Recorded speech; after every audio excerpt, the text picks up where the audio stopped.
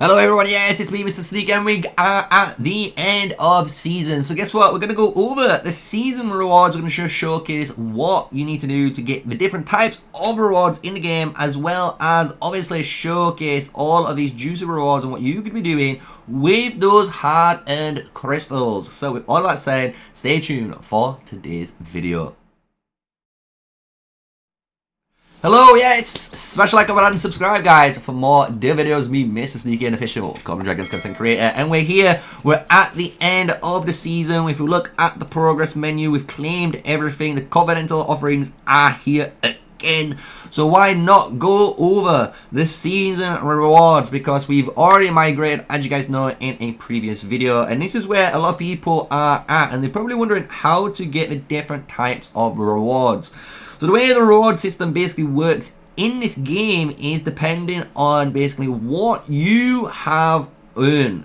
So depending on what you have earned, you're going to gain different types of rewards. So if you want to get anointed here, you're going to occupy the first frost dragon layer, as well as 1 to 5 magma demon layers. So what this means is if you zoom out of the map and you want to be in the final top end rewards, just to make sure you've got basically the access to all the different things which we'll showcase, you're going to need to access and have this frost dragon, as well as one of the many different types of magma demons that are out on the map. So as long as you control one of these as well as the frost dragon, you're gonna get access to those rewards, right? But if you don't have access to Frost Dragon, it's not all doom and gloom. You're going to get Conqueror. So Conqueror is basically every other alliance that gains a magma demon. You're going to get this reward where you get 300 gems, as well as access to the purple rewards and the purple anointed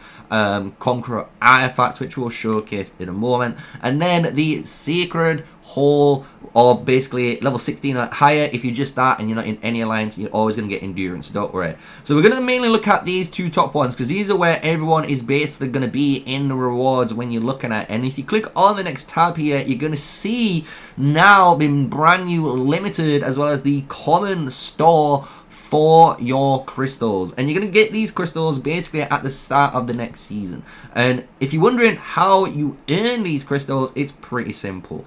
The way you get this is determined by your season performance. So the more merits you have earned, as well as the number of dead units, the number of darklings and dark creatures defeated, as well as participating in the building and removing of alliance building. So all of these yellow different texts is basically how you throughout the season will increase your yggdrasil crystals.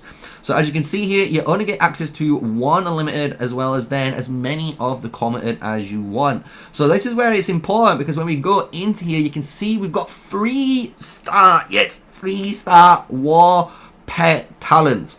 So you can spend 1,000 crystals to get a 3-star talent, and some people might be tempted to do this, and I think for a lot of maybe the end game players, where the players have really powerful matches already, where you've got obviously your awakened heroes potentially, or you're on the verge of awakening heroes, maybe you're a T5 player, or again you're on the verge of becoming a T5 player, maybe you go for one of the war pet skills, because you're going to get more benefit of actually making your war pet stronger with those T5 units, or with the more stronger comp, as you can imagine.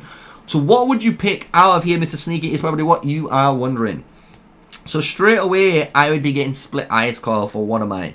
So I'm going to give you a few options to pick from, but Split Ice Core I think is going to be one of the go-tos for a lot of players, because it means if you have the Ice Lizard and you've got a 1-star or 2-star talented Ice Core, this is now going to start hitting multiple units. So you've got AoE damage and AoE slow in PvP on your marches. So I love this Split Ice Core. You could also do Split Pain Bloom, the exact same reasons. You're going to hit more legions with that Sapphire Phaedra for the mage player. So you're going to do some insane damage, guys, if you really want to do some more AoE by doing that. So these are two of one of the go-tos I would suggest straight away. You also have, some people might not like this, but the 10% Ravage trigger is actually really good. The more chances this will go off, you'll be surprised at how much damage you are dealing. But I would recommend on a higher hiatus is the Forceful Exuberance or even Arrogance. These are increasing the damage dealt of your main basic talent, which is insane. So you're going to get the most amount of damage out of these by basically having them. So once you've got these, you know, no matter what, you're cooking, guys. You're going to be cooking with that War Pet. So that's what I would recommend. You can look at some of the others if you want. I wouldn't go for them right now, but for majority of players, I'm not going to lie, guys, I'm still tempted myself. I don't know. I'll let you guys maybe decide when we get into the season reset. But I am tempted to get 10 legendary tokens still, because with 10 legendary tokens, you are obviously always going to future-proof your account. You're going to be able to always invest into new heroes, like the 2 new infantry heroes that are coming into the season. So this is 600, and it means, obviously, you got to remember, you only can buy one of these. So it is a hard choice. It's going to be one of the War Pet skills or the legendary hero tokens, in my personal opinion. So what would you do if you're in my position? Because I'm in the Conqueror one, and Conqueror gets access to some different talents here, and I'm not gonna lie, we get access to a very powerful talent indeed. So if you're in a Conqueror boat, you can choose to get either Fatal Bite, which is a very powerful talent. It gets critical damage 33.3% when your Legion deals War Pet physical damage. This is amazing on, as you can imagine, the brand new Night Rock in the game. This is insanity on this. So we get access to this insane skill. We also gain access to Outbursts of Rage, which is a really powerful skill for the agility, which we could also put on our Night Rock or any of the physical based pets that are wanting to generate rage with the agility trait that they already have. Because this is, again, free rage generation on your march, meaning it's going to start pumping out more damage than everyone else. And one other you could do is super follow-up. I personally don't like it. Some people might go for this for the mage players, but if you were going to go for War Pet skills, these two are the best 2 War Pet skills that you would pick.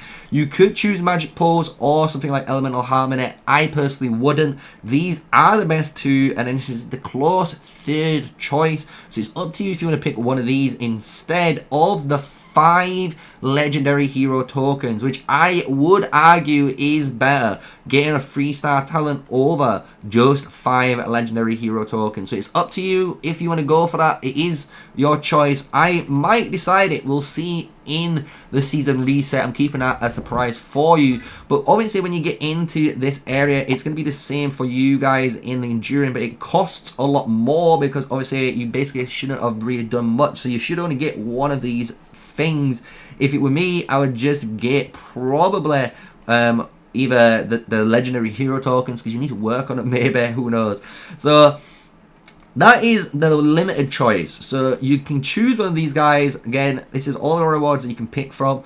But then you get to the commons. Again, this is what you get access to, and every single time, no matter what, you should buy the legendary Ascension emblem. This is what you're going to need to turn that absolute monster of an artifact that you've been working on from a 5-star to a 6-star, and you can get these at the end of each season. So a really good way of getting one is just by clicking on this button. If you personally don't want to go for this and you want to go a bit crazy, you can go for obviously everything else. One thing I personally go for is the CP. Obviously, if you get the CP first, now is more important, because the more CP you actually have on your account, you actually are going to kill more dark creatures or forts and stuff, which is going to generate you the prestige, which is now different in the new Season 2 Plus reset. Remember that. The prestige system is not in the Dragon Trials. It's different. It's been changed, so we have to adapt to it. So maybe with the scraps you might buy some of this just to get your obviously start of the policy going at the beginning of the season, but I wouldn't recommend it. I would personally go for the CP, and more importantly the mana. You can go for the mana as well. The mana is very good for your account. You're going to need mana for all of your T4 research, as well as T4 units, T5, you name it, you're going to need the mana, and it's one of the hardest resources to obtain. So you can go for whatever you want in what I've just suggested there, out of the CP, the mana, and then I would basically leave the prestige, and then obviously always get that legendary ascension emblem. So that is it. That is a nice overview of the season rewards, guys. And just remember now, when you're going into the new season, which is a really good new season feature, you won't need to worry where you will need to drop in this seasonal map. Because if you are in the correct alliance now, your alliance leader can spawn you in the correct map. So all the alliance leader needs to do is pick the region like Enogad, for example, or Scalara, and you can pick one of these and everyone in your alliance will start there with you. No worries, you're good to go. So I love that new feature for you guys. So hope you guys have got everything there that you're going to need to know basically with the seasonal rewards, and give you that little bit of a head start as well into the season reset to basically settle hopefully those nerves for you players. And if you are wondering for like tips and tricks on the ultimate seasonal guide, we have got a big video out, and I am going to do another little quick extra one towards the next couple of days for you guys to check out before the Season 2 Plus reset comes. So if you've enjoyed today's video, smash a like, comment, and subscribe. Like always, my name is MrSneakyy, an official Call of Dragons content creator. And until the next one, stay safe, stay sneaky, guys, and peace out.